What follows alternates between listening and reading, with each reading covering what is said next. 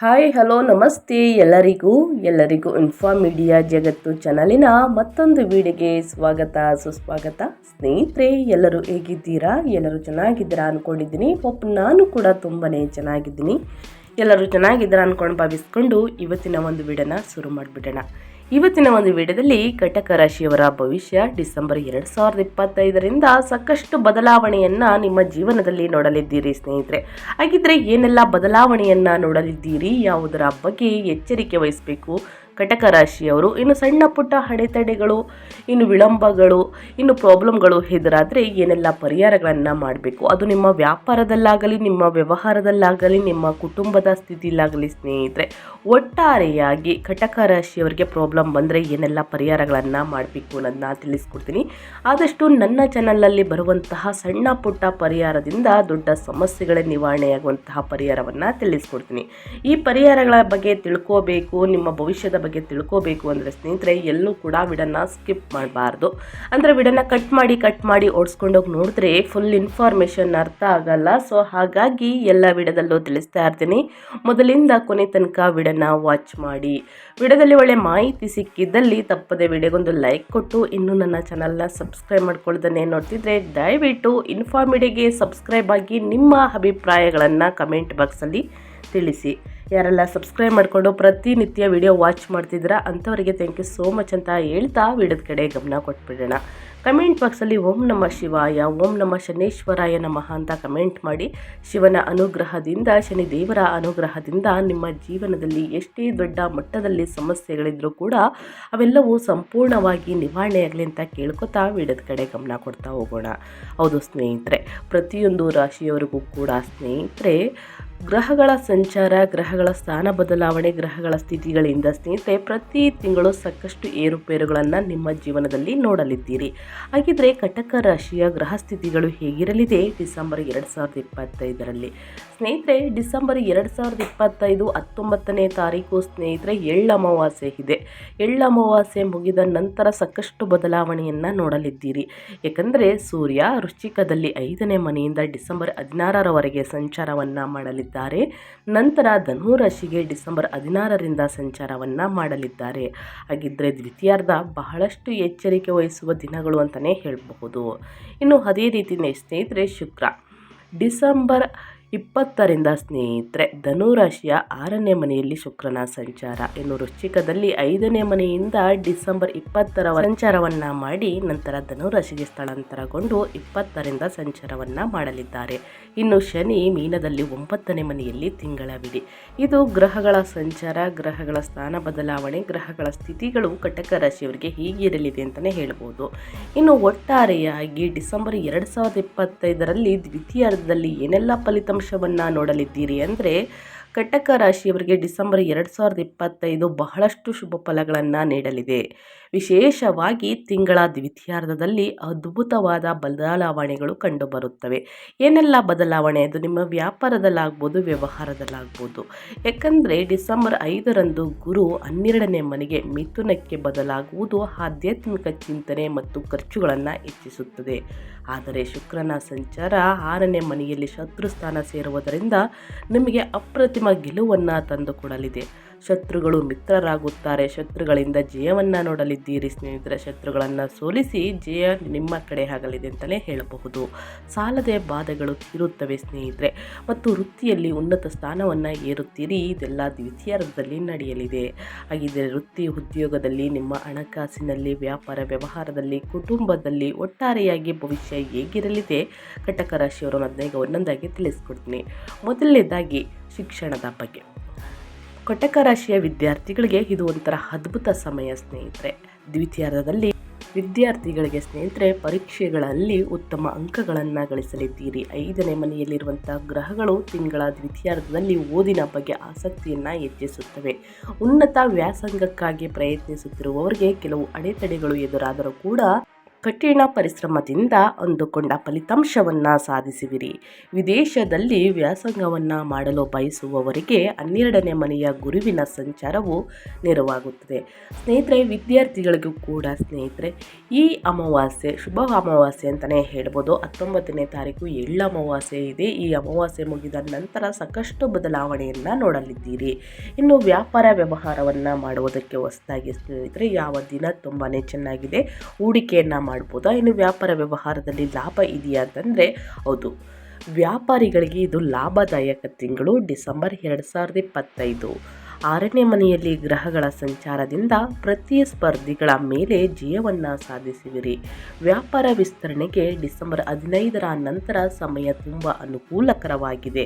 ಹೊಸ ಶಾಖೆಗಳನ್ನು ತೆರೆಯಲು ಅಥವಾ ಹೊಸ ಉತ್ಪನ್ನಗಳನ್ನು ಮಾರುಕಟ್ಟೆಗೆ ತರಲು ಇದು ಸಕಾಲ ಅಂತಲೇ ಹೇಳ್ಬೋದು.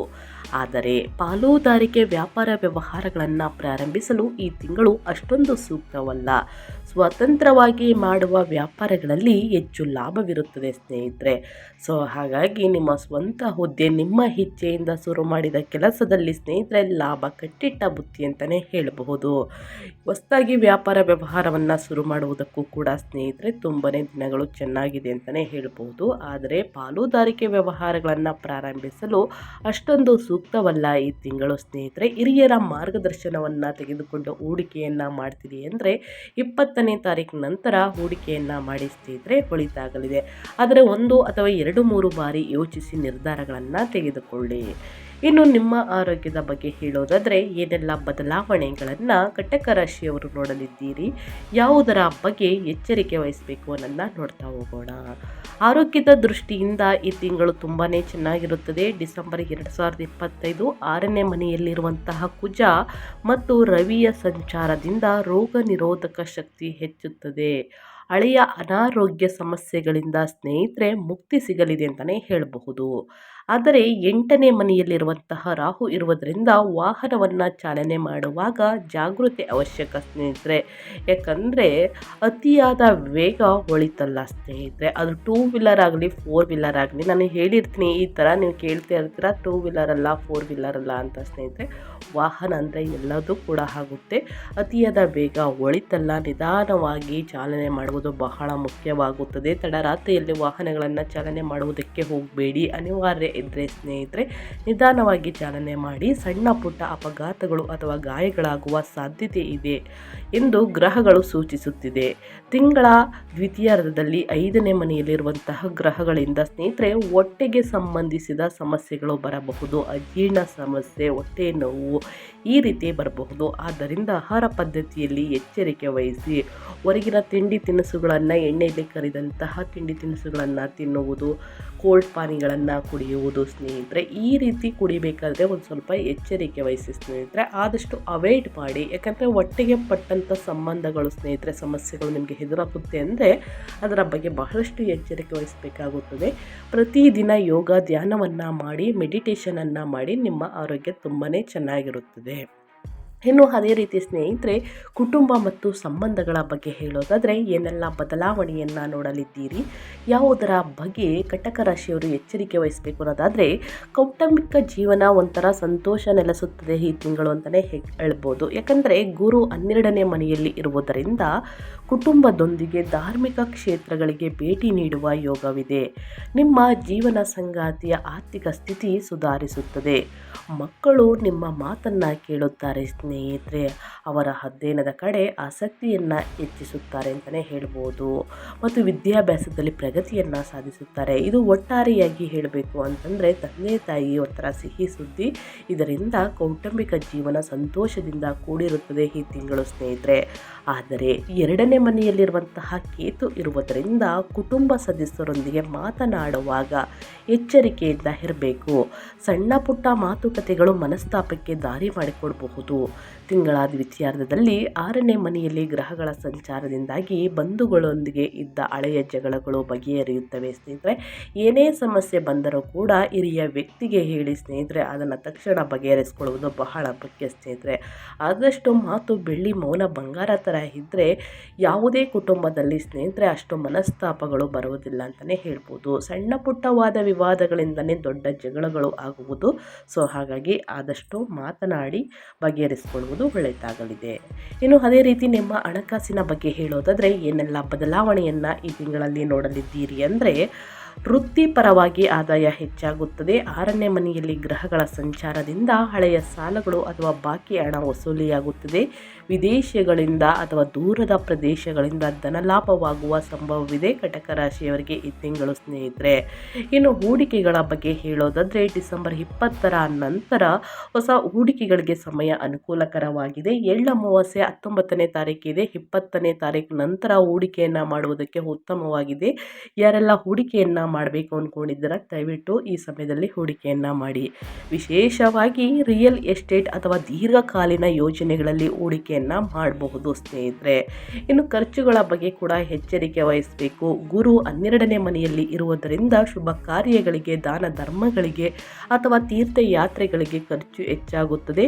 ಕುಟುಂಬ ಸದಸ್ಯರ ಅವಶ್ಯಕತೆಗಳಿಗಾಗಿಯೂ ಕೂಡ ಖರ್ಚು ಮಾಡಬೇಕಾಗಿ ಬರಬಹುದು ಸ್ನೇಹಿತರೆ.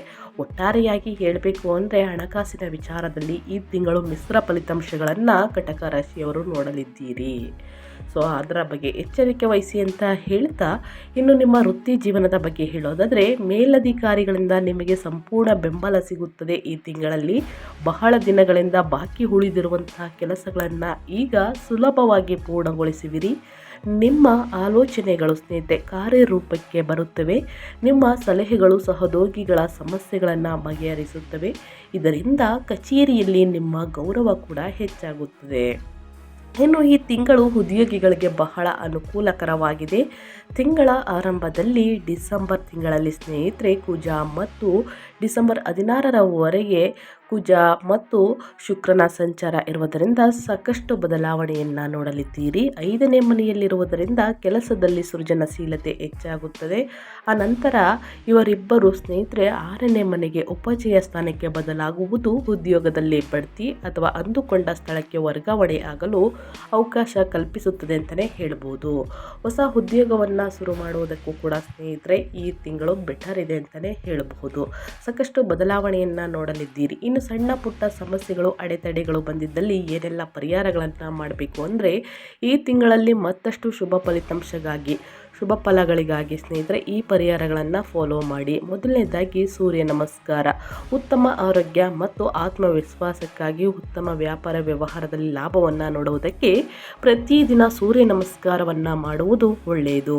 ಇದರ ಜೊತೆಗೆ ಪ್ರತಿ ಶನಿವಾರ ಸ್ನೇಹಿತರೆ ದುರ್ಗಾದೇವಿಗೆ ನಿಂಬೆಹಣ್ಣಿನ ದೀಪವನ್ನು ಹಚ್ಚಿ ಅಥವಾ ಪಕ್ಷಿಗಳಿಗೆ ಆಹಾರವನ್ನು ನೀಡಿ ಶನಿ ದೇವರಿಗೆ ತೈಲಾಭಿಷೇಕವನ್ನು ಮಾಡಿಸಿ ಶನಿವಾರದಂದು ಶನಿ ದೇವರಿಗೆ ಈ ಪರಿಹಾರವನ್ನು ಮಾಡಿ ಸ್ನೇಹಿತರೆ. ಜೊತೆಗೆ ಬಡವರಿಗೆ, ನಿರ್ಗತಿಕರಿಗೆ ನಿಮ್ಮ ಕೈಯಲ್ಲಾದಷ್ಟು ಹಣ ಸಹಾಯವನ್ನು ಮಾಡಿ ಒಳಿತಾಗಲಿದೆ.